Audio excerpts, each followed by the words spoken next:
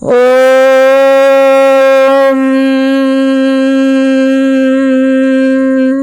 ஸ்ரீஹரிக ஸ்ரீமத் வால்மீகி ராமாயணம் ஸ்ரீராமச்சந்திர பாதாப்யாம் நமக. அயோத்தியா காண்டம் 1. ஸ்ரீராமருக்கு பட்டாபிஷேக நாள் குறிக்கப்படுகின்றது. அதன் பிறகு கைகேயி தசரதரிடம் பெற்ற வரத்தின் பயனாக ஸ்ரீராமர் காட்டிற்கு போக ஆணையிடப்படுகிறார். ஸ்ரீராமர் அதை தன்னுடைய தாயிடம் வந்து சொல்லி தன்னுடைய தாயை சமாதானப்படுத்தி காட்டிற்கு செல்ல அவருடைய அனுமதியை பெறுகிறார். அதன் பின்பு அவருடைய ஆசீர்வாதங்களையும் பெறுகிறார். அதன் பிறகு தன்னுடைய மாளிகைக்கு சென்று சீதையிடம் செய்தியை சொல்ல போகிறார். அதன் பின்பு நடப்பது சர்க்கம் 26. ஸ்ரீராமர் சீதைக்கு உபதேசம் செய்வது. தாயால் ஸ்வஸ்தி அயனம் செய்யப்பட்டவராய் கௌசல்யா தேவியாரை பணிந்து நமஸ்கரித்து விட்டு மனத்திற்கு எழுந்தருளியவரும் மிக்க தர்ம நெறியில் பிழையாது நிற்கின்றவரும் சக்கரவர்த்தியாரின் திருக்குமாரருமான ஸ்ரீராமர் ஜனங்கள் நிறைந்திருக்கும் ராஜ வீதியை தன்னுடைய காந்தியால் விளங்கச் செய்து கொண்டு பண்புடைமையால் ஜன சமூகத்தின் மனங்களெல்லாம் கொலை கொண்டிருந்தார். பக்தியோடு விரத அனுஷ்டானங்களை செய்து கொண்டிருந்த சீதா பிராட்டியார் மட்டும் அந்த விஷயம் எதையுமே அறியாமல் இருந்தால். இளவரச பட்டாபிஷேகம் ஒன்று மட்டும்தான் அவளது மனதில் இருந்தது. தர்ம நெறி வலுவாதவளும் ராஜ தர்ம அனுஷ்டானங்களுக்கு யோக்கிய பாத்திரமாக விளங்கியவளுமான அவள் மன மகிழ்ச்சி உடையவளாய் தெய்வ பூஜையை செய்துவிட்டு சக்கரவர்த்தியாரின் திருக்குமாரனை எதிர்பார்த்து கொண்டிருந்தாள். அப்போது ஸ்ரீராமர் நன்றாக அலங்கரிக்க பெற்று விளங்குகிறதும் மகிழ்வுற்ற ஜனங்களால் நிறைவுற்றதுமாகிய தனது திருமாளிகைக்குள் காலத்திற்கேற்ற ஒரு மாதிரியான கூச்சத்துடன் கீழ் நோக்கி பார்த்த வண்ணமாக வந்து சேர்ந்தார். அப்போது சீதா பிராட்டியார் ஆசனத்தில் இருந்து எழுந்து தன்னுடைய கணவரை வரவேற்க முன் சென்றாள். அந்த சமயம் அவள் தன்னுடைய கணவர் சிந்தையால் கலங்கிய இந்திரியங்களை உடையவராகவும் மன வேதனையால் திருமேனியின் ஒளி குறைய பெற்றவராகவும் இருப்பதை கவனித்தாள். அதனால் அவளுடைய மனம் கலக்கமுற்றது. தர்மாத்மாவாகிய அந்த ஸ்ரீராமர் அவளை எதிரில் கண்டதுமே மனதினுள் சுழன்று கொண்டிருந்த தன்னுடைய கவலையை வெளிப்படாதபடி உள்ள அடக்கிவிட முடியாதவராக இருந்தார். அதனால் தன்னுடைய சிந்தனையில் ஏதோ ஒன்று சுழன்று கொண்டிருக்கின்றது என்பதை வெளிப்படையாக காட்டும் தன்மையுடன் அப்போது அவர் விளங்கினார். திருமுக மண்டலத்தின் காந்தி குறைந்திருந்தது. சினமுற்றவராக இருந்தார். திருமேனியில் எல்லாம் வேர்வை உண்டாகி இருந்தது. இதை கவனித்த அவள் அதிக மன வேதனையை அடைந்தாள். அதனால் அவருடைய திருமேனி துவன்றது. அவள் அவரை பார்த்து பின்வருமாறு திருவாய் மலர்ந்து அருளினாள். பிராணநாதரே, இப்போது இதென்ன இப்படி இருக்கின்றீர்? ஸ்ரீராகவ, இன்றைய தினத்தில் அபிஷேகத்திற்காக விதிக்கப்பட்டதாகிய புஷ்ய நட்சத்திரமானது பிரகஸ்பதியை தேவதையாக உடையதாய் சகல சம்பத்தையும் அளிக்க வல்லதாய் பண்டிதர்களாகிய அந்தணர்களால் சொல்லப்பட்டிருக்கிறதே. அப்படி இருக்கும் பொழுது தேவரீர் ஏன் மனவேதனைப்படுபவராக இருக்கின்றீர்? மேலும் தேவரீரது சுந்தரமான திருமுக மண்டலமானது பல சலாகைகளை உடையதும், அதாவது பல கொடை இரும்பு காம்புகளை உடையதும், நீர் நுரை போல வெண்மை நிறமுள்ளதுமான திருக்கொடையால் மறைக்கப்பட்டதாக விளங்காதிருக்கிறது. தேவரீரது 100 இதழ் தாமரை போன்ற திருக்கண்களை உடைய திருமுகமானது சந்திரனை போலவும் ஹம்சத்தை போலவும் ஜோதிமயமாய் விளங்குகின்றவைகளும் எப்பொழுதுமே கூடவே கொண்டு வரப்படுகின்றவைகளுமாகிய 2 வெண் சாமரைகளால் விசரப்படாமல் இருக்கிறதே.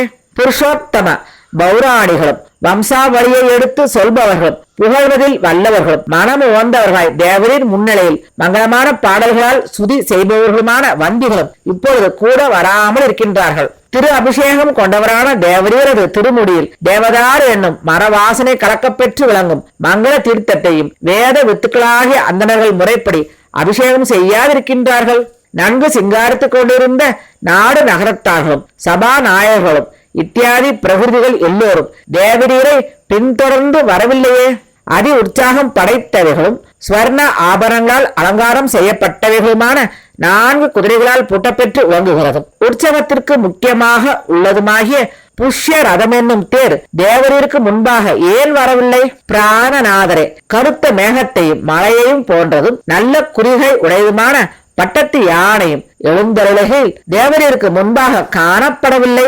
பார்க்க பார்க்க சந்தோஷமாக விளங்கும் திருமுக மண்டலத்தை உடையவரே, வீரர்களுக்கு என்றே ஏற்பட்டதும் ஸ்வர்ணத்தினால் அலங்காரம் செய்யப்பட்டு விளங்குகிறதும் தேவரருக்காக கொண்டு போகப்படுகிறதுமான மன்னர்கள் சென்ற இடமெல்லாம் வீற்றிருக்கும் பத்ராசனத்தை நான் பார்க்கவில்லை.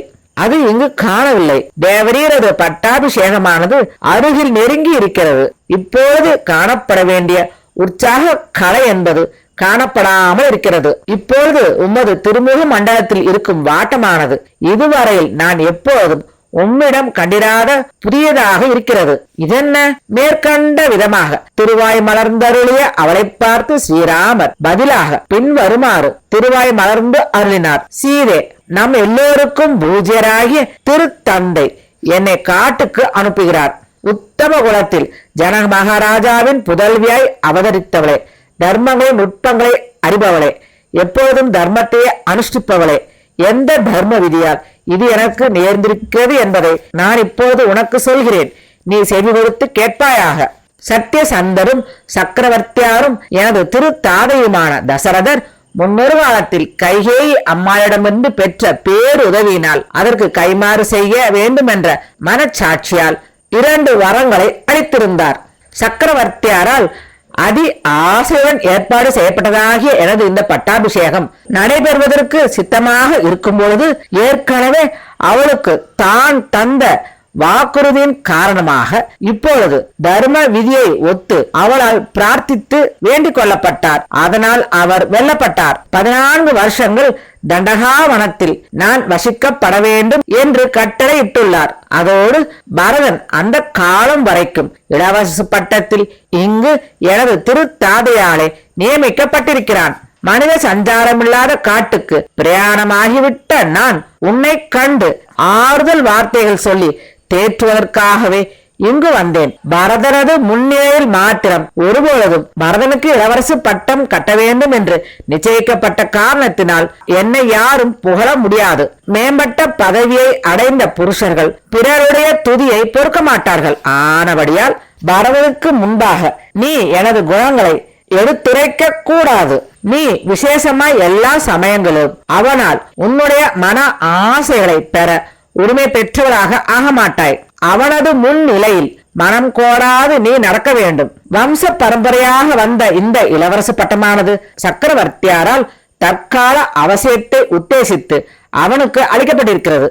சீதே, அவன் அரசனாய் இருக்கபடியால் நீ அவனுடைய பெருமையை குறைக்காத வண்ணமாகவும் அவனுடைய மனம் கோடாத வண்ணமாகவும் நடந்து கொள்ளப்பட வேண்டியவள் ஆகும். நான் மட்டும் திருத்தந்தையின் அந்த கட்டளையை திறமேற்கொண்டு அதை நிறைவேற்றுபவனாகி இப்பொழுது வனத்திற்கு செல்கின்றேன். பதிவிரதா சிரோமணியே, மனதை தைரியம் பண்ணிக்கொண்டு எக்காலத்திலும் தர்மத்தையே அனுஷ்டிப்பவளாக நீ இங்கிருப்பாயாக. தோஷ ரகிதமான புண்ணியாத்மாவே, நான் ரிஷிகள் வசித்துக் கொண்டிருக்கின்ற காட்டில் காலம் கழித்துக் கொண்டிருக்கையில் நீ விரதங்களிலும் உபவாசங்களிலும் மனத்தை செலுத்தி இங்கிருந்து காலத்தை கழித்து வர வேண்டும். பிரதி தினமும் சூரியோதயத்திற்கு முன்பே அதிகாலையில் துயில் எழுந்து தெய்வங்களுக்கு பூஜையை முறைப்படி செய்துவிட்டு எனது திருத்தாதையரும் சக்கரவர்த்தியாருமாகிய தசரதரை பூஜிக்க வேண்டும்.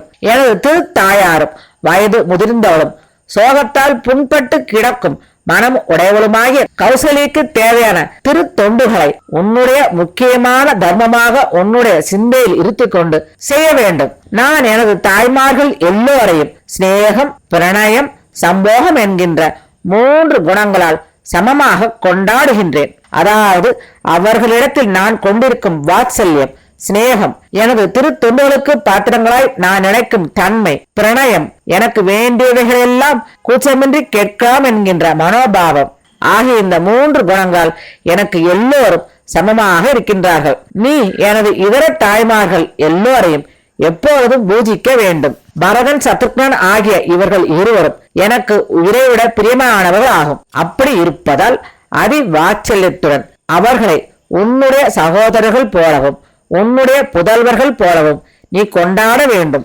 பரதனுக்கு விருப்பம் இல்லாத எதையும் ஒருபொழுதும் செய்யக்கூடாது.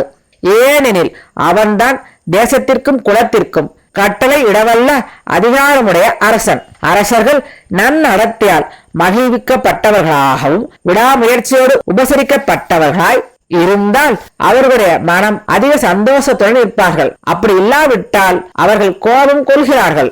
அரசர்கள் வயிற்றில் பிறந்த புதல்வர்களை கூட நல்லதை செய்யாதவர்கள் என்று காணும் பட்சத்தில் அவர்கள் தன்னுடையவர்கள் அல்ல என்று உழைத்து விடுகின்றார்கள். தனக்கு நல்லதை செய்யும் ஒரு விதமான உறவுமில்லாத வேற்று மனிதர்களையும் சேர்த்துக் கொள்கிறார்கள். புண்ணியாத்மாவே, நீ அரசனாகிய பரதனுடைய மனம் கோணாத வண்ணமாக நடந்து கொள்ள வேண்டும். எக்காலத்திலும் நன்மையை தரும் விரதங்களில் அசையாத பக்தி உடையவளாகவும் தர்ம அனுஷ்டானத்தில் காலம் கழிப்பவளாகவும் இங்கேயே வசித்து வருவாயாக. அதி வாத்சல்யமுடைய இல்லாலே ஒருவருக்கும் பிரியமில்லாததை நீ செய்ததில்லை. நான் மட்டும் பெருங்காட்டிற்கு போய் வருகிறேன். நீ இங்குதான் வசிக்க வேண்டும். இது என்னுடைய கட்டளை என்கின்ற காரணத்தால் நீ இதை ஏற்றுக்கொள்ள வேண்டும். சர்க்கம் 27.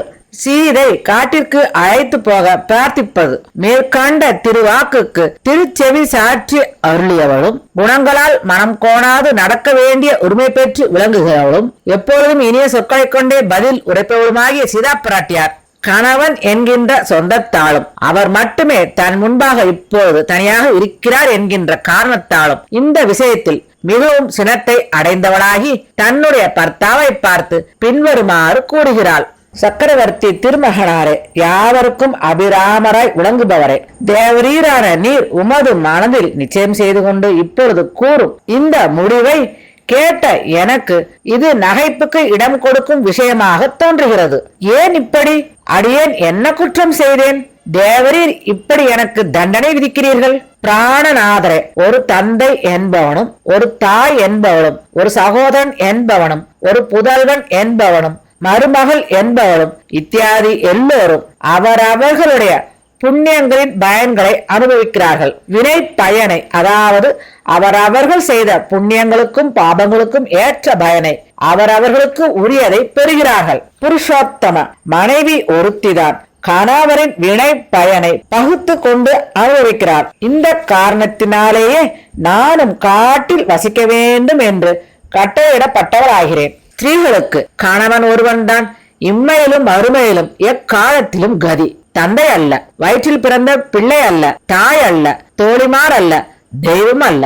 ரகுகுல பிள்ளாய் தேவரீர் மனிதர்களால் செல்ல முடியாத காட்டிற்கு செல்கிறீர் என்றால் உமக்கு முன்பாக எல்லா நேரத்திலும் புட்களையும் முட்களையும் மிதித்து மிருதுவாக செய்பவனாக உமக்கு முன்னால் நடந்து போவேன். பிராணநாதரே, எனக்கு விரோதமாயிருக்கும் உம்முடைய முடிவையும் நான் மறுத்து பேசுவதால் உண்டாகும் உம்முடைய கோபத்தையும் குடித்து முடித்த ஜலத்தை எப்படி கீழே கொட்டுவோமோ அதே போல உமது திருவுளத்திலிருந்து வெளியே விட்டொழித்துவிடும். நீங்கள் முற்றிலும் கவலையற்றவராக ஆகி இந்த அடியாரையும் கூட அழைத்து கொண்டு செல்ல அருள்வீராக. என்னிடத்தில் உமக்கு கஷ்டத்தை விளைவிக்கும் குணம் என்பது இல்லை. சார்வபௌம சக்கரவர்த்திகளின் மாளிகையின் உட்பரிக்கைகளில் வசிப்பதை காட்டிலும் அல்லது சொர்க்கத்தில் தேவதைகளுடைய விமானங்களில் வசிப்பதை காட்டிலும் அல்லது அரிமாதி அஷ்ட சித்திகளை அடைந்த யோகிகள் போல் யோக பலத்தால் ஆகாயத்தில் சஞ்சரிப்பதை காட்டிலும் பர்த்தாவுக்கு எல்லா நிலைமையிலும் இடைவிடாது கூடவே இருப்பதான பாத சேவை சிறந்தது. அடியேனான எனக்கு நான் செய்ய வேண்டிய கடமையை என்னுடைய திருத்தாயும் திருத்தந்தையும் எல்லா விதத்திலும் உபதேசித்திருக்கிறார்கள். அப்படிப்பட்ட உபதேசத்தை அடியேனான நான் பெற்றுள்ளேன். இப்போது புதுமையாக உபதேசம் பெற வேண்டியவனாக அடியேன் இல்லை. அடியேன் மாநில சஞ்சாரம் அற்றதும் அநேக மிருகங்களின் கூட்டங்களால் நிரம்பியதும் புலிகணங்கள் சஞ்சரிப்பதுமான அடர்ந்த காட்டிற்கு கூட வருவேன். 3 உலகங்களை மதியாதவளாகவும் பர்த்தாவுக்கு பணிவிடை செய்வது ஒன்றையே சர்வமுமாக சிந்தையில் கொண்டவளாகவும் திருத்தந்தையின் திருமாளிகள் எப்படி இருப்பேனோ அதை போலவும் அதைவிட மேம்பட்ட மன சந்துஷ்டியுடனும் வனத்தில் அடியேன் வசிப்பேன். பிராணநாதரே, மனோகரமான வாசனை கொண்டு விளங்கும் வன பிரதேசங்களில் நியமத்தோடு கூடியவளாய் ஜிதேந்திரியாய், அதாவது 5 புலன்களையும் வென்றவராக தேவரீருக்கு ஓயாமல் திருப்பணிகளை செய்து உபசரித்துக் கொண்டு தேவரீரோடு கூடவே இருந்து கொண்டு ஆனந்தமாக அடியேன் காலம் கழிப்பேன். யாவருக்கும் அபிராமராய் விளங்குபவரே, காட்டில் சம்பந்தமில்லாத சாதாரண ஒரு பேர்வழிக்கு கூட தேவரீரான நீர் அடைக்கலம் கொடுத்து காப்பாற்றும் வல்லமை பெற்றவர். என்னுடைய சர்வ பாக்கியங்களுக்கும் காரண பூதராய் விளங்கும் நாதரே, இந்த விஷயத்தில் அடியாளுக்கு என்றால் கேட்கவும் வேணுமா? இதில் சந்தேகமுற இடமுண்டோ? மகா புண்ணியாத்மாவே, தேவரீரோடு கூடவே இப்பொழுதே காட்டிற்கு அடியேன் வருவேன். இதில் சந்தேகம் சிறிதேனும் இல்லை. ஒரே பிடியாக ஊக்கமாயிருக்கின்ற அடியேனை தடுத்து நிறுத்தி விடுவதற்கு நான் உடன்பட மாட்டேன். கனிகளையும் கிழங்குகளையும் உணவாய் உடையவளாய் தேவரீரோடு கூடவே எப்போதும் இருக்கின்றவளாய் அடியேன் விளங்குவேன். தேவரீருக்கு எப்படிப்பட்ட சிரமத்தையும் அடியேன் விளைவிக்க மாட்டேன். தேவரீருடைய திருவுளத்தில் இதை பற்றிய சந்தேகம் எதையும் கொள்ளலாகாது.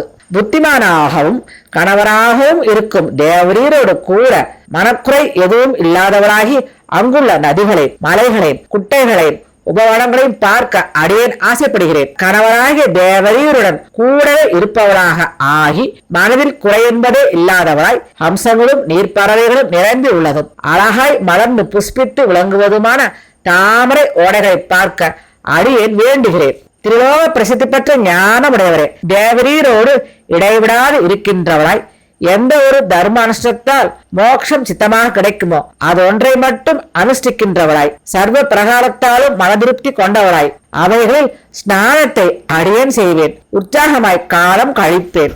இப்படியாக தேவரீரோடு கூட இருக்கும் அடியேன் அநேக வருஷங்கள் ஆனாலும் காலம் கழிப்பதை பொழுது போகவில்லை என்று நினைக்க மாட்டேன். அதை நிமிடம் போல் நினைப்பேன். ஸ்வர்க்கமும் எனக்கு மேம்பட்டது அல்ல. இது திண்ணம் புருஷோத்தம ஸ்ரீ ராகவ தேவரீரை பிரிந்து எனக்கு மட்டும் ஸ்வர்க்கம் கிடைப்பதாக இருந்தாலும் அந்த ஸ்வர்க்க வாசத்தையும் அடியேன் விரும்ப மாட்டேன். மிருகங்கள் அடர்ந்ததும் குரங்குகள் யானைகள் இவைகளால் நிறைந்துள்ளதும் புகுவதற்கு அரியதுமான காட்டிற்கு நான் வருவேன். காட்டிலும் எக்காலத்திலும் தேவரீரது திருவடி தாமரைகளையே தஞ்சமென கொண்டு திருத்தாதையின் திருமாளிகள் எப்படி நான் இருந்தேனோ அதே போல மகிழ்வுடன் அடியேன் காலம் கழிப்பேன். பக்தியையே தலைமையாக கொண்டு வேறு எதையும் தியானிக்காதவளும் தேவரீரை விட்டு பிரிவது என்றால் மரணத்தை அடைய நிச்சயித்து இருக்கிறவளுமாகிய அடியாளை கூட அழைத்து போக அருள் செய்வீராக. என்னுடைய பிரார்த்தனையை தர்ம விதிப்படி நிறைவேற்றி அருக. அதனால் தேவரீருக்கு அடியாளால் கஷ்டம் என்பது உண்டாகாது. தர்ம வத்சலரும் புருஷோத்தமருமாகிய அவர் மிகுந்த துன்பத்துடன் மேற்கண்ட விதமாக விண்ணப்பம் செய்த சீதா பிராட்டியை கூட அழைத்து போகலாம் என்று தன்னுடைய மனதில் நினையாமல் இருந்தார். காட்டில் வசிக்க வேண்டும் என்ற எண்ணத்தை மாற்ற வேண்டும் என்று மனதில் தீர்மானித்து அதை பற்றி பலவிதமாக ஆராய்ச்சி செய்தார். சர்க்கம் 28 வனவாசத்தின் கஷ்டத்தை சொல்வது. தர்மஜரும் தர்ம வத்சலருமாகிய அவர் மேற்கண்ட விதமாக விண்ணப்பம் செய்த சீதா பிராட்டியை வனத்தில் உள்ள கஷ்டங்களை நினைத்து கூட அழைத்து போக நினைக்கவில்லை. தர்மாத்மாவான அவர் அப்பொழுது கண்ணீர் நிறைந்த கண்களுடன் இருந்த அவளை சமாதானப்படுத்தி இங்கேயே இருக்கும்படி செய்வதற்குண்டான உபதேசங்களை பின்வருமாறு கூறினார். சீதே, உயர்ந்த குலத்தில் அவதரித்த நீ தர்ம விஷயத்தில் சிரத்தை உடையவளாக இருக்கிறாய். ஆனபடியால் எனது மனதிற்கு இஷ்டமாயிருக்கிறதை எல்லா காலத்திலும் உன்னுடைய சிறமேற்கொண்டு அனுசித்துக் கொண்டு இங்கிருந்தே உனது தர்மத்தை செய்ய கடவை. சுகுமாரமான திருமேனியுடைய சீதே, நான் எப்படி சொல்கின்றேனோ அதை நீ செய்ய வேண்டும். காட்டிலோ என்றால் சங்கடங்கள் பல உள்ளன. அதை விஸ்தாரமாக நான் கூறுகிறேன். அதை செய்து கொடுத்து கேட்பாயாக. சீதே, வனவாசம் செய்ய வேண்டும் என்கின்ற உனது எண்ணத்தை நீ விட்டுவிட வேண்டும். அநேக கஷ்டங்கள் நிறைந்ததும் மனித சஞ்சாரமற்றதுமாக அது இருப்பதால் காடு என்று வழங்கப்படுகிறது. உன்னுடைய நன்மையை கருதியே நான் இதை சொல்கின்றேன். காடு கஷ்டத்தை விளைவிக்காத ஒரு இடம் என்பதை இதுவரை நான் அறியவில்லை. அது எக்காலத்திலும் துக்கமானதே. மலை அருவிகளால் ஏற்படுகின்றவைகளும் மலை குகைகளில் வசிக்கின்ற சிங்கங்களின் கோஷங்களும் கேட்க கோரமானவைகளாக இருக்கும். ஆகையால் காடு துக்ககரமானது. சீதே, நிர்மானுஷ்டான இடத்தில் அச்சமற்று மதம் பிடித்து உற்சாகமாக விளையாடி கொண்டிருக்கின்ற பெரு மிருகங்கள் ஒருவரை கண்டதுமே எதிர்த்து ஓடி வரும். ஆகையால் காடு துக்ககரமானது. சீதே, அங்குள்ள நதிகள் முதலைகளோடு இருக்கும். மேலும் அதிக சேற்றுடன் கூடியவைகளாக இருக்கும். அதை மதம் பிடித்த யானைகளால் கூட தாண்டி செல்ல முடியாது. ஆகையால் காடு எக்காலத்திலும் துக்ககரமானது. நடக்கும் இடங்கள் எல்லாவற்றிலும் கொடிகளும் முட்களும் அடர்ந்து இருக்கும். அதனால் அதில் புகுந்து செல்வது முடியாத காரியமாக இருக்கும். காட்டுக்கோழிகளின் சப்தம் எங்கும் கேட்டுக்கொண்டிருக்கும். குடிக்க நீர் அகப்படாத இடங்கள் ஆகும் அவை. ஆகையால் காடு துக்ககரமானது. சீதே, உடம்பை வருத்தி தவம் புரிந்து களைத்து போகும் ஒருவன் இரவுகளில் வெறும் தரையில் தானாக உதிர்ந்து விழுந்து கிடக்கும் சருகு படுக்கைகளில் உறங்க வேண்டும். ஆகையால் காடு துக்ககரமானது. சீதே, ஐம்புலன்களையும் அடக்கிய ஒருவன் பகலிலும் இரவிலும் மரங்களிலிருந்து தானாக விழுந்த பழங்களை கொண்டு தன்னுடைய உணவு தேவையை முடித்துக்கொண்டு திருப்தி அடைய வேண்டும். ஆகையால் காடு துக்ககரமானது. மிதிலையின் அதிபன் திருமகளே, மர உரி உடுத்த ஒருவன் தன்னுடைய சக்திக்கு ஏற்றபடி உணவை உட்கொள்ளாமல் உபவாசம் அனுஷ்டிக்க வேண்டும். தலைமயிரை திரித்து ஜடையாக்கி கொள்ள வேண்டும். இது மிகவும் அவசியமான ஒன்றாகும். தெய்வங்களுக்கும் பித்திருக்களுக்கும் நாடி வந்திருக்கின்ற அதிதிகளுக்கும் எக்காலத்திலும் சாஸ்திரங்களில் சொல்லி இருக்கிறபடியாக ஆராதனை செய்ய வேண்டும். நாள்தோறும் 3 முறை அந்தந்த உசித காலங்களில் நியமத்துடன் இருக்கும் ஒருவன் ஸ்நானம் செய்ய வேண்டும். ஆகையால் காடு மிக துக்ககரமானது. கஷ்டமறியாத ஸ்ரீரத்னமே, புஷ்பங்களை தானே சென்று எடுத்து வந்து வேதிகையில் அதாவது யாக குண்டங்களில் ரிஷிகளால் சொல்லப்பட்ட முறைப்படி பூஜை செய்ய வேண்டும். ஆகையால் காடு துக்ககரமானது. மிதிலை ராஜன் திருமகளே, வனவாசியாக இருப்பவன் ஆகாரத்தில் கட்டுப்பாடு உடையவர்களாக இருந்து தற்செயலாக எது கிடைக்கின்றதோ அதை கொண்டு தன்னுடைய உணவு தேவையை நிறைவேற்றிக் கொண்டு திருப்தி அடைய வேண்டும். ஆகையால் காடு துக்ககரமானது. அந்த இடத்தில் எப்பொழுதும் பெருங்காற்றும் இருட்டும் பசியும் அதிகமாக இருக்கும். அந்த இடத்தில் ஆபத்துகளும் பல. ஆகையால் காடு அதிக துக்ககரமானது. அதிக வாத்சல்யமுள்ள ஸ்ரீ ரத்னமே, பருத்த உடலை உடைய பல மலைப்பாம்புகளும் ஆணவம் கொண்டு அங்கு தரையெல்லாம் திரியும். ஆகையால் காடு அதிக துக்ககரமானது. நதிகளின் ஓரங்களில் வாசம் செய்து கொண்டிருக்கின்றவைகளும் நதிகளைப் போலவே வளைந்தோடும் தன்மை உற்றவைகளுமான நாகங்கள் வழியை தடுத்து குறுக்கிட்டு படுத்திருக்கும். ஆகையால் காடு துக்ககரமானது. விளக்கு பூச்சிகளும் தேள்களும் புழுக்களும் கொசுக்களோடு கூடிய காட்டு ஈக்களும் எப்போதும் பீடை செய்யும். பெண்மணியே, ஆகையால் காடு முற்றிலும் துக்ககரமானது. வாத்சல்யமுடைய ஸ்ரீ ரத்னமே, காட்டில் முள்ளுகளையுடைய மரங்களும் தருப்பைகளும் நாணர் புற்களும் அசையும் கிளைகளின் நுனிகளை உடையவைகள். அந்த காரணத்தினாலும் காடு அதிக துக்ககரமானது. காட்டில் வசிக்கும் என்னும் விஷயத்தில் காலம் கழிக்கும் ஒருவனுக்கு தேக சிரமங்கள் பல உள்ளன. ஆபத்துகளும் பல வகைப்பட்டவைகளாக இருக்கும். எப்பொழுதும் வனவாசமானது கஷ்டமானது. கோபம், ஆசை இந்த இரண்டையும் விட்டுவிட வேண்டும். தவத்தில் மனமானது ஈடுபட்டிருக்க வேண்டும். பயம் விளைவிக்கும் விஷயத்திலும் பயம் என்பது கூடாது. ஆகையால் காடு எப்போதும் துக்ககரமானது. இந்த விஷயத்தில் நான் நன்றாக தீர்க்கமாக ஆலோசனை செய்துவிட்டேன். வனவாசமானது வெகு துன்பங்களை விளைவிக்கத்தக்கதென நான் நன்கு அறிவேன். உனக்கு வனவாசம் என்பதே ஒத்துக்கொள்ள முடியாத ஒன்றாகும். ஆகையால் காட்டிற்கு செல்ல வேண்டும் என்ற உனது ஆசையை இத்துடன் ஒழித்துவிடு. சீதா பிராட்டியாரை மகாத்மாவாகிய ஸ்ரீராமர் காட்டிற்கு அழைத்து போக அப்போது உத்தேசம் கொள்ளவில்லை. அப்பொழுது அவருடைய திருவுளமானது அத்தகைய நிலைமையில்தான் இருந்தது. அவருடைய மனம் அதற்கு உடன்படவில்லை. எனவே ஸ்ரீராமரை பார்த்து, அடியால் மகா கஷ்ட தசையில் இருக்கின்றேன் என்று மட்டும் அப்பொழுது சீதா பிராட்டியார் கூறினார். சர்க்கம் 29. காட்டிற்கு அழைத்து போக மறுபடியும் பிரார்த்திப்பது. சீதா பிராட்டியார் ஸ்ரீராமரது அந்த முடிவை பற்றி தீர்க்கமாக ஆலோசனை செய்தாள். அவளுடைய மனதில் அதிக வேதனை உண்டாகியது. அவளுடைய முகத்தில் ஓயாது பெருகி வரும் கண்ணீருடைய திருமுக மண்டலத்தை உடையவளாக ஆனாள். பின்பு கோபம் உண்டாகாத வண்ணமாகவும் மறுத்து பேசுகிறாள் என்னும் அபிப்பிராயம் உண்டாகாத வண்ணமாகவும் அவரை பார்த்து பின்வருமாறு கூறினார். தேவரீரான நீர் வனத்தில் வாசம் செய்வதை பற்றியும் அதிலுள்ள தோஷங்களை பற்றியும் கூறினீர்கள். தேவரீரது குளிர்ந்த கருணைக்கு பாத்திரமாக விளங்கும் இந்த அடியால் இவை எல்லாவற்றையும் நன்மை விளைவிப்பவைகளாகவே மதிக்கின்றேன். ஸ்ரீராகவ, மான்களும் சிங்கங்களும் யானைகளும் புலிகளும் சரபங்களும் பறவைகளும் பெரிய சௌரி மான்களும் காட்டில் இருக்கும் ஜந்துக்கள் மேற்சொல்லப்படாதவைகள் எவைகளோ அவைகள் எல்லாமுமே தேவரீரது திருமேனியை கண்டதுமே இதற்கு முன் பார்த்திராத ரூபம் என்கின்ற காரணத்தால் ஓடிவிடும். அச்சமுறத்தக்க விஷயத்தில் எல்லாமும் அச்சமுறுகின்றன. ஸ்ரீராம தாய் தந்தையரின் கட்டளையாக இருப்பதால் தேவரீரோடு கூட அடியாலும் இருக்கப்பட வேண்டியதாய் இருக்கிறது. இந்த இடத்தில் தேவரீரை விட்டு பிரிந்திருக்கிறது என்றால் நான் எனது உயிரை விட்டுவிட வேண்டியதாக இருக்கும். ஸ்ரீராகவ தேவரீரது சந்நிதியில் இருக்கும் அடியாளுக்கு தேவர்களுடைய அரசனாகிய இந்திரன் கூட பீடை செய்ய துணிய மாட்டான். ஸ்ரீராம ஏதேனும் ஒரு குலமகள் கணவனை விட்டு பிரிந்து விட்டவளாக ஆகிவிட்டால் அவள் உயிருடன் பிழைத்திருக்க உரியவள் ஆக மாட்டாள் என்றும் தேவரீரான நீரே பல விதத்திலும் எனக்கு உபதேசம் செய்திருக்கின்றீர். எல்லாம் தெரிந்தவரே. அதுவும் தவிர என்னுடைய திருத்தாதையின் திருமாளிகையில் நான் இருக்கும் பொழுது நான் ஒரு காலத்தில் காட்டில் வசிக்க வேண்டியது ஏற்படும் என்று பிராமணர்கள் கூறியிருக்கிறார்கள். அதை நான் கேட்டிருக்கின்றேன். மகா சாமர்த்தியசாலியே, என்னுடைய திருத்தாதையின் திருமாளிகையில் ஜோதிட நூலை முற்றிலும் உணர்ந்த பிராமணர்கள் கூறிய இந்த திருவாக்கை கேட்டது முதல் எனக்கும் வனவாசம் செய்ய வேண்டும் என்ற ஆசை இருந்து கொண்டு இருக்கின்றது. அது விதி பயனாக அனுபவிக்க வேண்டியது என்று ஆகிவிட்டது.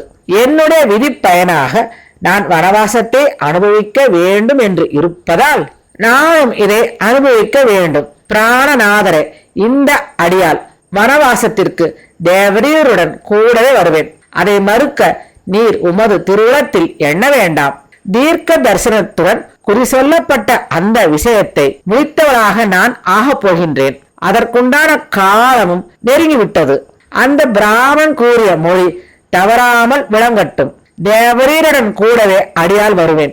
வனவாசத்தில் பற்பல துக்கங்கள் உள்ளன என்பதையும் அடியால் அறிவேன். பிராணநாதரே, பரமாத்மாவை உள்ளபடி அறியாத மானிடர்கள் எப்பொழுதும் மன திருப்தி கொள்ளாமல் எல்லாவற்றையும் அனுபவிக்கின்றார்கள். நாதரே, திருத்தாதையின் திருமாளிகையில் கல்யாணமாகாத கன்னியாக என்னுடைய தாயாரின் அருகில் நான் இருக்கும் பொழுது துறவரம் போன்ற பிச்சைக்காரி ஒருவள் வனவாசம் எனக்கு உண்டென கூறினாள். அதை நான் சொல்ல கேட்டிருக்கின்றேன். அந்த வனவாசத்தின் அனுபவமானது தேவரீரோடு கூடவே இருந்து நான் அனுபவிக்க வேண்டும் என்று விதியால் விதிக்கப்பட்டிருக்கின்றது. ஆகையால் தேவரீரான உம்மை உமது திருவுளம் குளிர வேண்டும் என்று அடியாளாகிய நான் பிரார்த்திக்கின்றேன். ஸ்ரீராகவ, காட்டிற்கு போகும் உரிய காலத்தை அடியாளாகிய நான் ஆவலுடன் எதிர்பார்த்திருந்தேன். வனத்தில் வசித்துக் கொண்டிருக்கும் சுரராகிய தேவரீருக்கு கைங்கரியம் செய்வது என்ற ஒன்றில்தான் என்னுடைய சர்வ மனோரமும் இருக்கின்றது. தேவரீருக்கு என்னால் துன்பம் விளையாது, நன்மையே விளையும். பரிசுத்த மூர்த்தியே, அன்பின் அதிசயத்தால் சிறிது அபராதம் கூட செய்திராத அடியால் கணவரை பின்பற்றி போனவளாகவே ஆகுவேன். கணவர்தான் எனக்கு தெய்வம். பரலோகத்திலும் தேவரீருடன் கூடவே இருக்கும் வாழ்வே அடியாளுக்கு எதிலும் சிறந்தது. பெண்ணாய் பிறந்த ஒருவருடைய அதிகாரத்துக்கு உட்படாதிருக்கும் தன்மையை பெறமாட்டாள். சிசுவாய் இருக்கும் தசையில் தகப்பனார் காப்பாற்றுகிறார். யவ்வன தசையில் கணவர் காப்பாற்றுகிறார். வார்த்திக தசையில் புதல்வர்கள் காப்பாற்றுகின்றார்கள். உதாரண குணம் உடையவரை இந்த உலகில் தகப்பன் மற்றும் அவருடைய சுற்றத்தார்களால் ஒரு பெண்ணை ஒருவனுக்கு தன்னுடைய குல ஆச்சாரப்படி தீர்த்தத்தை வார்த்து தானம் செய்து கொடுக்கிறார்கள். அப்படி தானம் செய்து கொடுக்கப்பட்ட அந்த பெண் அந்த கணவனுக்கு சிறந்த மனைவியாக சுசிலையாக இருந்தால் பரலோகத்திலும் அவனுக்கே அவள் மனைவியாக ஆவாள் என்று வேதத்தில் பிரசித்தமாக கூறப்பட்டிருக்கிறது என்று புகழ்பெற்ற அந்தணர்கள் கூறியிருக்கிறார்கள். இப்படி கூறியிருப்பதால் தேவரீரது இல்லாலும் நிலையான பக்தியை கொண்டவளாய் சதா சர்வ காலமும் கணவரையே சிந்தனையில் தியானித்துக் கொண்டிருக்கின்றவளுமாகிய அடியாளை இந்த இடத்திலிருந்து அழைத்து போக வேண்டும் என்று எந்த காரணத்தினால் இப்பொழுது தேவரீர் தன்னுடைய திருவுளத்தில் நினைக்காமல் இருக்கின்றீர்? காவுஸ்தா, பக்தியே தலைமையாக கொண்டு கணவருக்கு திருத்தொண்டு செய்வதையே கடமையாய் கொண்டவளும் தேவரீரது சுகம் துக்கம் இந்த இரண்டிலும் எது எது எப்பொழுதோ அதையே தானும் அனுபவிப்பவளும் சுகம் துக்கம் என்பது இரண்டையும் ஒரே மாதிரியாக பாராட்டும் தன்மை படைத்தவளும் வேறு கதி இல்லாதவளுமாகிய அடியாளை கூட அழைத்து போக வேண்டும் என்று தேவரீரான நீர் உமது திருவுளத்தில் நினைப்பீராக. இப்படியாக துன்பம் அடைந்திருக்கும் அடியாளை காட்டிற்கு கூட அழைத்து போக தேவரீரான நீர் உம்முடைய திருவுளத்தில் முடிவு செய்யாமல் இருக்கின்றீர் என்றால் அந்த நிமிடமே விஷம் குடித்தோ அக்னியில் விழுந்தோ ஜலத்தில் விழுந்தோ என்னுடைய உயிரை நான் மாய்த்து விடுவேன். அவள் இப்படி பலவிதமாக அவரிடம் காட்டிற்கு கூட போவதை பற்றி வேண்டிக் கொண்டாள். மகாபாகுவான அவர் அவளை மனித சஞ்சாரமற்ற காட்டிற்கு அழைத்து போக சம்மதிக்காமல் இருந்தார். அந்த மிதிலை ராஜனின் திருமகள் மேற்கண்ட விதமாக விண்ணப்பத்தை செய்துவிட்டு கண்களிலிருந்து பெருகி வருகின்ற உஷ்ணமான கண்ணீர்களால் பூமியை நனைத்துக் கொண்டு மிகுந்த மன வருத்தத்தை அடைந்திருந்தாள். மனோதைரியம் கொண்ட காவுஸ்டர் இப்படி துன்பம் அடைந்தவளாகவும் சினம் கொண்டவளாகவும் இருந்த வைதேகியாரின் மன அபிப்பிராயத்தை மாற்ற நினைத்து அவளை பல விதங்களிலும் தேற்றுவதற்கு முயற்சி செய்தார். சர்க்கம் 30. காட்டிற்கு வர சம்மதிப்பது. ஜனபுத்திரியான மைதிலி ஸ்ரீராமர் பல நல்ல வார்த்தைகளை கூறுவதை கேட்டாள். இருந்தாலும் அவள் வனவாசத்திற்கு தன்னையும் அழைத்து போக வேண்டும் என்பதற்காக கணவரை பார்த்து பின்வருமாறு சொன்னாள். அந்த சீதை தலை முதல் பாதம் வரை நடுநடுங்கியவளாக விசால மார்புள்ள சூரரான அந்த ஸ்ரீராகவரை பார்த்து அந்யோன்ய பழக்கத்தினாலும் கணவர் என்கின்ற சொந்தத்தாலும் காரணங்களை சொல்லி மறுக்க இடம் கொள்ளாமல் செய்தாள். ஸ்ரீராமரே, விதேக வம்சத்தில் பிறந்தவரான மிதிலையின் மன்னரான எனது தந்தையார் விஷயத்தை அறிந்து மருமகனான தேவரீரை ஆண்வேஷம் பூண்ட பெண் பிள்ளையாக நினைத்தாரா என்ன? ஸ்ரீராமரிடத்தில் ஜுவலிக்கும் சூரியனிடத்தில் இருப்பது போன்ற தேஜஸ் இல்லை, உலக ஜனம் பொய்யை சொல்கின்றது என்று அவர் நினைக்க வேண்டுமா என்ன? அவர் அப்படி நினைக்க கூடாது. அவர் அப்படி நினைத்து விட்டால் கஷ்டம். தேவரீர் வேறு தஞ்சம் எதுவும் இல்லை என்று உண்மையே தஞ்சம் என்று நம்பியிருக்கின்ற அடியாளை ஏன் விட்டுவிட்டு செல்ல வேண்டும் என்று உமது மனதில் நினைக்கின்றீர்?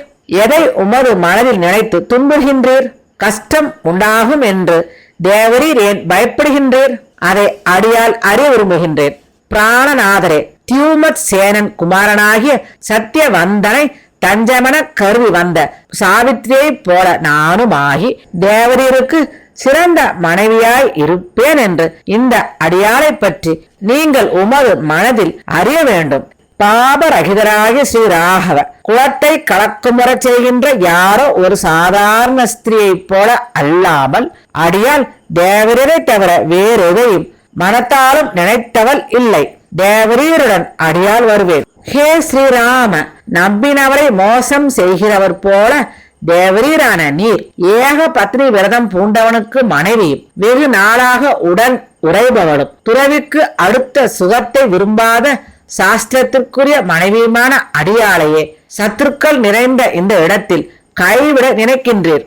தோஷரகிதராகிய ஸ்ரீராம, தேவரீர் இப்பொழுது செய்யும் காரியம் யாருக்கு நன்மை என்று நினைக்கின்றீரோ, யாருடைய நியமனத்தில் ஈடுபட்டவராக விளங்குகின்றீரோ அவருடைய மனம் கோணாது நடக்கின்றவராகவும் அவரிட்ட வேலையை தலைமேற்கொண்டு செய்கின்றவராகவும் எக்காலத்திலும் நீர் விளங்குவீர். என்றாலும் அப்படிப்பட்ட தேவரீரான நீர் காடுதான் ஆகட்டும், தபோலோகம்தான் ஆகட்டும், ஸ்வர்க்கம்தான் ஆகட்டும், உங்களுக்கு ஏற்படும் விதி எதுவாக இருந்தாலும் தேவரீருடன் கூடவே அடியாளையும் அழைத்து கொண்டு போகாமல் காட்டிற்கு செல்ல உமது மனதில் நினைக்க கூடாது. தர்ம நெறியில் நின்று தேவரீரது திருவடி நிழலை பற்றியிருக்கும் அடியாளுக்கு அந்த இடத்தில் விளையாட்டாய் பொழுது போக்குவதிலும் நினைத்த இடங்களில் படுத்து தூங்குவதிலும் எந்த மனக்குறையும் உண்டாகாது. வழியில் தர்ப்பைகளும் வளல்களும் சம்புகளும் நாணல்களும் முள்ளுள்ள மரங்களும் மற்ற புதர் செடி கொடிகள் எவைகளோ அவைகள் எல்லாமும் என் மீது படும் பொழுது தேவரீரோட கூட இருக்கும் அடியாளுக்கு அவைகள் எல்லாம் எனக்கு பஞ்சை போலவும் மான் தோலை போலவும் மிருதுவாகத்தான் இருக்கும். பிராணநாதரே, என் மீது பெரும் காற்றால் கிளம்பிய புழுதி படும்பொழுது அதை சிறந்த சந்தனம் என அடியாளாகிய நான் என்னுடைய மனதில் ஏற்றுக்கொள்வேன். வனத்தை திருமாளிகையாக கொண்டு விட்டவரே, வன மத்தியில் இளம் புற்களுள்ள இடங்களில் எவ்வளவுக்கு எவ்வளவு அதிகமாக நான் பொறுத்திருப்பேனோ அதை காட்டிலும் அதிகமான மன சந்தோஷத்தை விசித்திரமான கம்பளத்தையும் குசும் பாசாயம் போட்ட மேல் விரிப்பையும் உடைய படுக்கைகளில் எப்படி உண்டாகும்? தேவரீர் தானாக சென்று சிரமமே இல்லாமல் எடுத்து வந்து தரும் இழையோ கிழங்கோ கனியோ எதுவாக இருந்தாலும் நீங்கள் அளித்தருளும் அந்த பொருள் அடியாருக்கு அமிர்த ரசத்திற்கு ஒப்பாக பெரியதாக இருக்கும். அந்த இடத்தில் அந்தந்த காலங்களில் உண்டாகின்ற புஷ்பங்களையும் பழங்களையும் சந்தோஷமாக புசித்து கொண்டு திருமாளிகையை பற்றி நினைவு என்னுடைய அறிவிலும் மனதிலும் எழுவதற்கு இடம் கொடுக்க மாட்டேன். தாயை பற்றிய நினைவு எழுவதற்கும் இடம் கொடுக்க மாட்டேன். திரு தாதையின் நினைவு எழுவதற்கும் இடம் கொடுக்க மாட்டேன். கஷ்டப்பட்டு ஆதரிக்க வேண்டியவளாக இந்த அடியால் ஆக மாட்டேன். தேவரீருக்கு மனக்கவலை என்பதே வேண்டாம். வனத்திற்கு செல்லும் தேவரீரான உமக்கு என் விஷயத்தில் இவள் எனக்கு அசௌகரியமாக இருப்பாளே என்று எல்லா அளவும் நினைக்க வேண்டாம். என்னால் உங்களுக்கு எந்த ஒரு அசௌகரியமும் ஏற்படாது. எல்லோருடைய மனதையும் களிப்புற செய்பவரே, தேவரீருடன் இருப்பது என்பது மட்டுமே எனக்கு ஸ்வர்க்கமாகும். தேவரீரை விட்டு பிரிந்திருப்பது எனக்கு நரகமாகும். இப்படிப்பட்ட என்னுடைய மன உணர்வை நீர் உமது உள்ளத்தில் அறிந்து கொள்ள வேண்டும். இதை உறுதியாக உமது மனதில் அறிந்து கொண்டு அடியாளையும் உம்முடனே அழைத்து கொண்டு செல்வீராக. இப்படி உள்ளம் உருகி வேண்டிக் கொள்ளும் அடியாளை காட்டிற்கு அழைத்து கொண்டு செல்லவில்லை என்றால் இப்போது அடியால் விஷத்தை குடித்துவிடப் போகின்றேன். பகையாளிகளுக்கு கீழ்பட்டு இருப்பது என்பதை அடியால் அடைய மாட்டேன். பிராணநாதரே, தேவரீரான உம்மால் தள்ளி வைக்கப்பட்டவளாகிய அடியாளுக்கு அதற்கு மேல் ஏற்படும் மனோவேதனையினால் என்னுடைய உயிர் இராது. ஆதலால் இப்போதே உயிரை விடுதல் மேம்பட்டதாகும். அந்த மனோவேதனையை சகிக்க ஒரு வினாடி கூட அடியாளுடைய மனம் துணிவு பெறாது. அப்படி இருக்கும் பொழுது மனம் நொந்தவளாக 1 வருஷம், அதற்கு மேல் 3 வருஷங்கள், அதற்கு மேல் 10 வருஷங்கள் என்றால் முடியாது என்பதை பற்றி சொல்லவும் வேண்டுமோ? அதிகமான வேதனையை அடைந்த அவள் மேற்கண்ட விதமாக கருணை விளைவிக்கும் வண்ணமாக பலவாறாக சொல்லிவிட்டு மன வேதனை அதிகமானதால் அதிக ஆயாசத்தை அடைந்து விட்டாள். அப்படி அதிக ஆயாசத்தை அடைந்தவளாகி தன்னுடைய கணவரை கட்டி அணைத்துக் கொண்டு கூவென்று கேவி உறக்க அழுதாள். அவள் அதிக கஷ்டமாயுள்ள விதிமுறைகள் நிறைந்த வாழ்க்கை முறையால் வடக்கு திக்கு கஜமானது நஞ்சு பூசிய பானங்களால் எப்படி துன்பத்தை அடைந்ததோ அதை போல முன்பட்ட மனத்தை உடையவளாகி வெகு காலமாக உள்ளடக்கி வைத்திருந்த கண்ணீரை அரணி கட்டையை கொண்டு கடைந்தால் அக்னி எப்படி வெளிப்படுமோ அதை போல சொரிந்தாள். இங்கு சில புராண கதைகளும் சொல்லப்படுகிறது. வடக்கு திக்கு கஜம் என்பது வடக்கு திக்கில் இந்த பூமியை பாதுகாத்து கொண்டிருக்கும் யானையாகும். இது நஞ்சு பூசிய பானங்களால் துன்புறுத்தப்பட்டால் எப்படி துன்புறுமோ என்று அதை ஒரு உதாரணமாக கூறுகின்றார். அவருடைய 2 திரு கண்களில் இருந்து துக்கத்தால் வடிந்த பளிங்கினை போன்ற நீரானது தாமரை புஷ்பங்களிலிருந்து பெரியொரு நீர்த்துளியைப் போல எங்கும் பெருகி ஓடிற்று. களங்கமற்ற சந்திரனை ஒத்ததும் அகன்ற 2 திரு கண்களை உடையதுமான அந்த திருமுக மண்டலமும் கண்ணீரினால் வாடி ஒளி இழந்ததாயிற்று. அது நீரிலிருந்து பறித்து வெளியில் போடப்பட்ட தாமரை புஷ்பம் எப்படி இருக்குமோ அதை போல விளங்கிற்று. ஸ்ரீராமர் இப்பொழுது மனவேதனையால் வாட்டம் அடைந்து மெய்மறந்து கிடக்கும் அவளுடைய மனதை தேற்றி மகிழச் செய்வதற்காக அவளை 2 திரு கரங்களாலும் தூக்கி அணைத்து பின்வருமாறு கூறினார். என் பிராண நாயகி, உனக்கு துன்பம் ஏற்படுகிறது என்றால் சொர்க்கத்தையும் நான் நல்லது என்று மதிக்க மாட்டேன். சாக்ஷாத் மகாவிஷ்ணுவுக்கு எப்படியோ அதை போலவே எப்படிப்பட்ட பயமும் எனக்கு எல்லளவும் எக்காலத்திலும் இல்லை. அந்தரங்க பக்தியை நன்கு விளங்க காட்டும் திருமுக மண்டலம் உடையவளே, உன்னை பாதுகாக்கும் விஷயத்தில் திறமை உள்ளவனாக இருந்தாலும் உனது உள்ளத்தின் கருத்தை முற்றிலும் கேட்டு அறிந்து கொள்ளாமல் நீ காட்டில் வாசம் செய்வது என்பதை நான் ஏற்றுக்கொள்ளாமல் இருந்தேன். மிதிலை மன்னரின் திருமகளே, என்னோடு கூடவே வனவாசம் செய்வதற்காக நீ படைக்கப்பட்டிருக்கிறாய். ஆகையால் எப்பொழுதும் எதிலும் மனதை சிதறவிடாத என்னால் மன்மதனின் மனையாட்டியாகிய பிரீதி தேவி போன்றவளாகிய நீ என்னை விட்டு பிரித்து இங்கு விடுவதற்கு உரியவள் அல்ல. யானை துதிக்கைகளை போன்ற துடைகளை உடையவளே, சூரிய பகவானின் மனைவியாகிய ஸ்வர்சலா தேவி சூரிய பகவானோடு சேர்ந்து வானப்பிரஸ்தத்தை அனுபவித்திருக்கிறார்.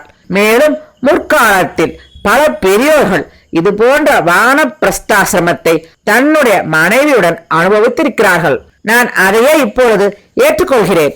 ஜனக ஸ்ரீ ரத்னமே, திரு தந்தையின் நியமனமானது கட்டளையை சிறமேற்கொண்டு செய்கிறேன் என்ற சத்திய வாக்குடன் விளங்குகின்றதாய் என்னை காட்டுக்கு இப்போது போக செய்கிறது. ஆகையால் நான் போகாமல் இருப்பேன் என்பது இல்லவே இல்லை. சதா சன்மார்க்கத்தையே அனுஷ்டிப்பவளே, தகப்பன் மற்றும் தாயுடைய கட்டளைக்கு கீழ்ப்படிந்து நடக்க வேண்டியது இதுதான் தர்ம விதி. இந்த தர்ம விதிக்கு தான் என்ற கர்வத்தை அடைந்து தர்மானுஷ்டத்திற்கு விரோதமாக மீறி நடந்து பிழைத்திருக்க நான் விரும்பவில்லை. பிரத்யட்சமாயிருக்கும், அதாவது கண் எதிரில் இருக்கும் தாயையும் தகப்பனையும் குருவையும் உபேட்சை செய்து, அதாவது அலட்சியம் செய்து, பிரத்யக்ஷத்தில் காணப்படாது மறைந்திருக்கின்ற ஒரு தெய்வத்தை ஒருவன் பலவிதமாக பூஜை செய்தாலும் எந்த பயனை பெற முடியும்? 3 உலகங்களும் எந்த தர்மத்தில் நிலையாக இருக்கின்றதோ, மேலும் இந்த பூலோகத்தில் அதன் பயனை அளிக்கத்தக்கதாகிய சகல பாப நிவர்த்தியாய் விளங்குகிறதும் புண்ணியத்தை விளைவிக்கின்றதும் எதுவென்றால் அது பித்ரு வாக்கிய பரிபாலனம் என்பதே ஆகும். அதாவது தந்தையின் கட்டளையை நிறைவேற்றுவது என்பதே ஆகும். இதை தவிர வேறு ஒன்றுமில்லை. அழகிய திரு கண்களை உடையவளே, அதனால்தான் ஒருவன் இதை விருப்பத்துடன் ஏற்று அதை கடைபிடிக்கின்றான். சீதே, ஒருவன் தன்னுடைய தகப்பனாரின் திருவுளத்தின்படி நடந்து திருத்தொண்டு செய்தல் என்பது சிறந்த நன்மையை விளைவிக்கும் தர்மமாகும். இதை தவிர மற்ற தர்மானுஷ்டங்களை கடைபிடிப்பதாலும் ஏராளமாக தானம் செய்வதாலும் ஆகிய இந்த 2 ஏற்படும் மகா பாக்கியம்தான் ஆகட்டும், விசேஷ தட்சிணைகளுடன் செய்த யாகங்கள் தான் ஆகட்டும், அந்த தர்மத்தின் பலனை விட அதிக பலனை அளிக்க வல்லமை உள்ளவை அல்ல. பிதாவின் திருவுள்ளத்தின்படி நடப்பது ஒன்றையே சர்வமாக கொண்டு அனுஷ்டித்தால் இந்த ஒன்றினாலேயே ஸ்வர்க்கம், தனம், தானியம், பரமாத்மாவை உள்ளபடி அறிய வேண்டிய வித்தைகள், நற்புதல்வர்களை பெறும் பாக்கியம், லோக இன்பங்கள் இவைகளில் ஏதேனும் ஒன்றோ அல்லது இவைகள் எல்லாமோ நமக்கு கிடைத்துவிடும். தாய் தந்தையர்களின் சொற்படி நடப்பதில் மனதை முற்றிலும் செலுத்திய மகாத்மாக்களாகிய மனிதர்கள் தேவலோகம், கந்தர்வலோகம், கோலோகம் இவைகளையும் அவைகளுக்கு மேல் பிரம்மலோகங்களையும் அடைகின்றனர். என்னுடைய திருத்தாதை எனக்கு எப்படி கட்டளை இடுகின்றாரோ அந்த உண்மையாகிய தர்ம வழியில் அசையாத பற்றுடையவனாக அதை செய்து முடிக்க நான் நிச்சயம் கொண்டிருக்கின்றேன். அதுதான் தொன்மையான தர்மம். சீதே, நீ சாக்ஷாத் மகாலட்சுமி ஆகும். தடகாவனத்தில் நான் வாசம் செய்வேன் என்று நிச்சயம் கொண்டவளாக இருக்கின்றாய். மனம் குன்றியவளாகவும் இருக்கின்றாய். உன்னை கூட அழைத்து போவதற்கும் என்னை நீ பின்பற்றி வருவதற்கும் எனக்கு மனத்திடம் உண்டாகிவிட்டது. திவ்யமான லட்சணங்கள் கொண்ட உறுப்புக்கள் அமைந்த உடலை உடையவளே, பிரமிக்கத்தக்க 2 கண்களை உடையவளே, என் சாயையே, அதாவது நிழலே என்கிறார். வனவாசத்திற்காக நீ படைக்கப்பட்டிருக்கின்றாய். ஆகையால் அப்படிப்பட்ட நீ என்னை பின்தொடர்ந்து வா. என் பக்கத்தில் இருந்து தர்மங்களை செய்பவளாக இரு. நாயகியே சீதே, நீ எனக்கும் உனக்கும் குலத்திற்கும் பெருமை தருகின்ற, எப்பொழுதும் எந்த காலத்திலும் உத்தமமான சன்மார்க்கத்தை போதிக்கின்றதுமாகிய செய்கையை அனுசித்தவளாகின்றாய். சன்மார்க்கத்தில் நிபுணத்துவம் பெற்று விளங்கும் சீதே, நீ இல்லாமல் எனக்கு விண் உலகமும் பெரிதாக இராது, வெறுப்பாக இருக்கும். இப்பொழுதே வனவாசம் செய்வதற்கு சாதனங்களான வைதீக காரியங்களை, அதாவது தானங்களை செய்ய ஆரம்பிப்பாயாக. யாசிக்கின்ற அந்தணர்களுக்கும் பிக்ஷை எடுப்பவர்களுக்கும் நீ அருமையாய் சேர்த்து வைத்திருக்கின்ற திரவியங்களையும் உனக்கு சொந்தமாக உள்ள சொத்து சர்வத்தையும் நீ தானம் செய்வாயாக. சீக்கிரப்படுத்து, காலதாமதம் வேண்டாம். விலை உயர்ந்த அணிகளையும் சிறந்த வஸ்திரங்களையும் சேர்த்து வைக்கப்பட்டிருக்கின்ற ஜோடிப்புகள், ஜாமான்கள் எவைகளோ அவைகள் எவ்வளவோ அவைகள் சந்தோஷத்தை விளைவிப்பதற்காகவும் கிரீடைக்காக, அதாவது விளையாட்டுக்காக ஏற்பட்டவர்களாக இருந்த போதிலும், மேலும் எனது அசாதாரண மச்சங்கள் எவைகளோ அவைகளையும் வாகனங்களையும் அந்தணர்களுக்கும் பணிவிடைக்கார சங்கத்திற்கும் உடனே நீ கொடுத்து விடுவாயாக. அந்த தேவியார் தான் கூட வருவதை கணவர் அனுகிரகித்து விட்டார் என்பதை உணர்ந்து மிகவும் சந்தோஷத்தை அடைந்தாள். அந்த வினாடியே தானம் செய்ய தொடங்கினாள். அந்த கரண சுத்தி உடையவள் என திலோக பிரசித்தி பெற்றவளாகிய ஸ்ரீ ரத்னமான அவள் தன்னுடைய மனோரதம் கைகூட பெற்ற மனதை உடையவளாகி அதனால் அத்தியந்த மன திருப்தி அடைந்தாள். அவள் கணவரின் திருவாக்கை பெரிதாக பாராட்டி தர்மவான்களுக்கு சொத்துக்களையும் அருமையாய் சேர்த்து வைத்திருந்த திரவியங்கள் அனைத்தையும் தானம் செய்ய ஆரம்பித்தாள். சர்க்கம் 31. லக்ஷ்மணரையும் கூட வர அனுமதி கொடுப்பது. ஏற்கனவே அந்த இடத்திற்கு வந்திருந்த லக்ஷ்மணர் அந்த சமயம் ஏற்பட்ட தீர்மானத்தை கேட்டு அறிந்து கண்ணீர் ததும்பிய முகத்தினராக ஆகி அதிக மனோவேதனையை அடைந்து அதை பொறுக்க திறமை அற்றவராக இருந்தார். மிக புகழை உடையவரும் ரகுகுல திலகருமாகிய அவர் தமையனாரின் இரு திருவடிகளிலும் சாஷ்டாங்கமாக விழுந்து நமஸ்கரித்து அதை தன்னுடைய இரு கரங்களாலும் கெட்டியாக பிடித்துக் கொண்டு சீதா பிராட்டியாருக்கு முன்னிலையில் தன்னை சரண் அடைந்தவனுக்கும் அவனைச் சேர்ந்த சகல பிராணிகளுக்கும் அபயமளித்து காத்தருள்வதையே விரதமாக பூண்டவராகிய ஸ்ரீராமனிடத்தில் பின்வருமாறு விண்ணப்பம் செய்து அருளினார்.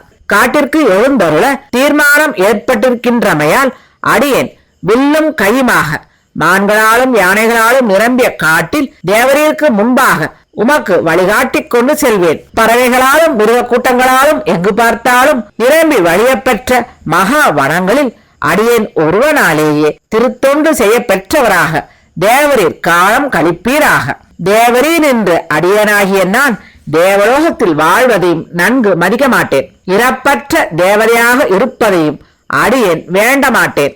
உலகங்களுக்கும் அரசனாக ஆழ்வதையும் அடியேன் விரும்பேன். காட்டில் வசிக்க உறுதியான கருத்து கொண்டு விட்ட லக்ஷ்மணர் மேற்கண்ட விதமாக வேண்டிக் கொண்டார். ஸ்ரீராமர் பல நல்ல வார்த்தைகளை கூறி அதை மறுத்தார். அதனால் மீண்டும் பின்வருமாறு விண்ணப்பம் செய்தார். இதற்கு முன்பாகவே அடியேன் தேவரீரால் அனுமதி பெற்றிருக்கின்றேன். அப்படி இருக்கும் பொழுது இப்பொழுது கூடாது, என்னுடன் வரக்கூடாது என்கிற விதி எதற்காக தரப்படுகின்றது? கூட வர பிரார்த்திக்கின்ற அடியனுக்கு வேண்டாம் என்ற மறுத்தல் எந்த காரணத்தை கொண்டு தேவரீரால் விதிக்கப்படுகிறது? ஏதாவது பிழை செய்துவிட்டேனோ என்ற மன சஞ்சலம் அடியனுக்கு உண்டாகிறது. ஆனபடியால் புண்ணியாத்மாவே, அந்த பிழை இன்னது என்று நான் அறிவதற்கு நீங்கள் அதை கூற வேண்டும் என்று அடியேன் பிரார்த்திக்கின்றேன். மகாதேஜோவானாகும் ஸ்ரீராமர் அப்பொழுது தன் முன்னே கைகளை குவித்துக் கொண்டு காத்து நிற்கின்றவரும் யாவருக்கும் முன்பாக பிரயாணமாக தயாராகிவிட்டவரும் உள்ளம் உருகி பிரார்த்திக்கின்றவரும் புண்ணியாத்மாவுமாகிய லக்ஷ்மணரை பார்த்து பின்வருமாறு திருவாய் மலர்ந்து அருளினார். மிகவும் அன்பனும் தர்ம சிந்தனை உடையவனாய் எக்காலத்திலும் சன்மார்க்கத்தில் ஒழுகுபவனாய் இருக்கும் புண்ணியாத்மாவும் எனக்கு உயிருக்குயிரான தம்பியும் தோழனும் மனம் கோணாது நடக்கின்றவனும் அடங்கி நடக்கின்றவனும் ஆக நீ இருக்கின்றாய். லக்ஷ்மணா, இப்போது என்னுடன் சேர்ந்து காட்டிற்கு நீ வந்துவிட்டாய் என்றால் அதன் பிறகு கோசலையாரையும் மிக புகழுடைய சுமித்திரையாரையும் எவன் பாதுகாத்து தேற்றுவான்? இந்த உலகத்திற்கு மழை கடவுள் எப்படி மழையை பொழிகின்றாரோ அதை போல் வேண்டியவைகள் எல்லாவற்றையும் அளிப்பவர் யாரோ அந்த மகா தேஜஸ்வியான சக்கரவர்த்தியார் இப்பொழுது மற்ற அபிலாசை என்கின்ற கயிற்றால் கவிழ்ந்திருக்கிறார். அஸ்வபதி மன்னரின் குமாரியாகிய அவளோ என்றால் இந்த ராஜ்யத்தை பெற்று துன்பம் அடைந்திருக்கும் சக்கரவர்த்திகளுக்கு நன்மையை செய்ய மாட்டாள். பரதன் ராஜ்யத்தை அடைந்து கைகேயி அம்மாளுக்கு வசப்பட்டு நடப்பவனாக இருந்து மிக துக்கம் அடைந்திருக்கும் கோசலையாரையும் சுமித்திரையாரையும் நெஞ்சாலும் நினைக்க மாட்டான். லக்ஷ்மணா, போற்றி புகழ்ந்து பூஜை செய்வதற்கு உரியவரான அந்த கோசலையாரை நீயே சுயமாகவாவது அல்லது சக்கரவர்த்தியாரின் அனுமதியை பெற்றாவது இந்த இடத்திலேயே இருந்து பாதுகாத்து கொண்டிருக்க கடமைப்பட்டுள்ளாய். நான் சொல்லிய இந்த காரியத்தை நீ செய்வாயாக. இவ்வாறு செய்வாயாகில் என்னிடத்தில் வைத்திருக்கும் உனது பக்தியானது நிதர்சனம் ஆக்கப்பட்டதாக ஆகும். மேலும் தர்மத்தை அறிந்தவனே, தாய் தந்தையருக்கு பணிவிடை செய்வதில் ஏற்படும் ஒப்பற்ற மகத்தான தர்மமும் உனக்கு சித்திக்கும். ரகுகுல திலகமே, லக்ஷ்மணா, என் பொருட்டு இவ்வண்ணம் நீ செய்ய கடவை. நம்மை விட்டு பிரிந்த பிறகு நம் இருவருடைய தாய்களுக்கு சுகமுண்டாகாது. ஸ்ரீராமனால் மேற்கண்ட விதமாக லக்ஷ்மணர் கட்டளையிடப்பட்டார். அதை விசுவாசிக்க கடமைப்பட்டவரும் சிறந்தது என்பதை விளங்க காட்டும் சொற்களை கொண்டு கட்டளையிடப்பட்டவரும் கட்டளைகளின் நுட்பங்களை அறிந்தவருமாகிய லக்ஷ்மணர் தான் சொல்லும் சொற்களின் நுட்பங்களை உள்ளபடி அறிய வல்லவராகிய ஸ்ரீராமரை பார்த்து பின்வரும் பதிலை கூறினார். புண்ணியாத்மாவே, பரதன் தேவரீரது திருக்கல்யாண குணங்களின் பெருமையால் கெடுதியோ நஷ்டமோ வருவதற்கு இடம் கொடாமல் ஜாக்கிரதையாக நடப்பவராக இருந்து கொண்டு கோசலையாரையும் சுமித்திரையாரையும் ஜாக்கிரதையாக கவனித்து வருவான். இந்த விஷயத்தில் சந்தேகம் என்பதே வேண்டாம். புண்ணியாத்மாவே, பரதன் உத்தமமான ராஜ்யத்தை பெற்று அதன் பின் விசேஷமான தலை கொழுப்பால் தர்மம் அர்த்தம் என்கின்ற விசாரண சக்தியை இழந்துவிட்டு துஷ்டனாகி சரியாக நடக்காமல் இருந்தான் என்றால் அந்த சமயத்தில் அடியேன் மதியட்டு துசனாய்விட்ட அவனையும் அவன் பக்கத்தில் இருக்கும் அவர்கள் எல்லோரையும் கொல்லுவேன். மூவுலகத்தைச் சேர்ந்தவர்களும் ஒன்று கூடி இருந்தாலும் இதற்கு பதில் சொல்ல முடியாது. இதற்கு ஐயமில்லை. யார் அநேக 1000 கிராமங்களை தன்னுடைய ஜீவனத்திற்காக தானமாக பெற்று அனுபவித்துக் கொண்டிருக்கின்றாரோ அந்த உத்தமையாகிய கோசலையார் அடியனை போன்ற 1000 பேர்களையும் காப்பாற்றுவார். மிக புகழ் படைத்த அவர் அப்படி இருப்பதால் தன்னை போஷித்துக் கொள்வதிலும் அதோடு கூடவே எனது அன்னையாரையும் என்னை போன்ற பலரையும் அரவணைத்து காப்பாற்றும் வல்லமை உடையவரே, அடியேனை உமக்கு பணிவிடை செய்யும் ஊழியனாக தேவரீர் நியமித்து அருள்வீராக. இந்த விஷயத்தில் தர்மத்திற்கு விரோதம் என்பது இல்லை.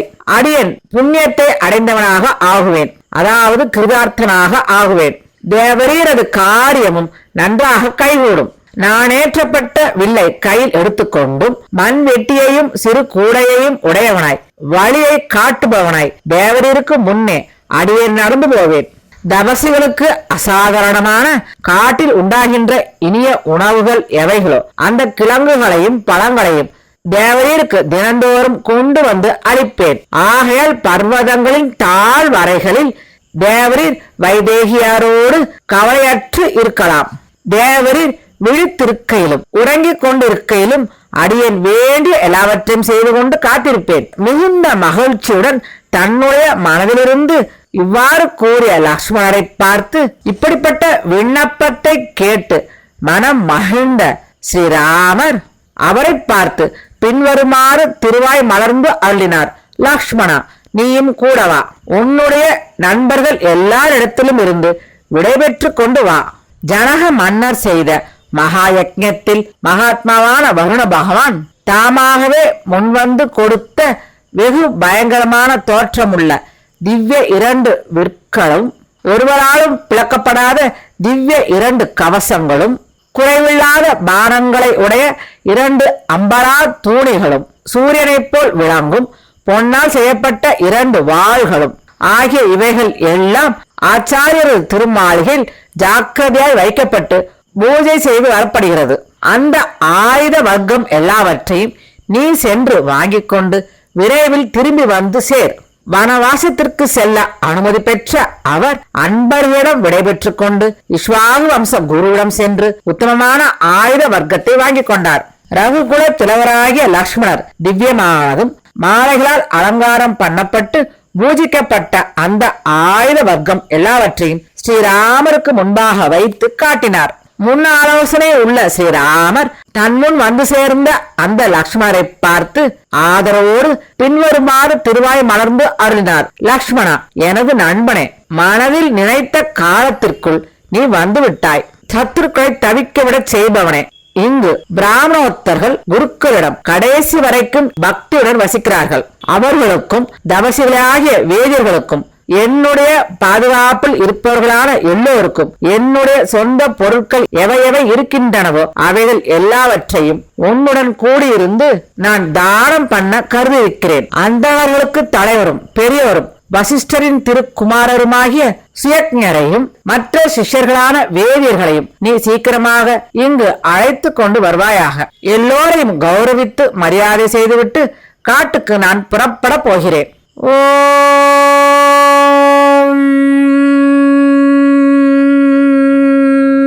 ஸ்ரீ சீதாராமரின் பாதங்களுக்கு நமஸ்காரம். ஸ்ரீ ராமச்சந்திர மூர்த்தியின் பாதார விந்தங்களில் சமர்ப்பணம்.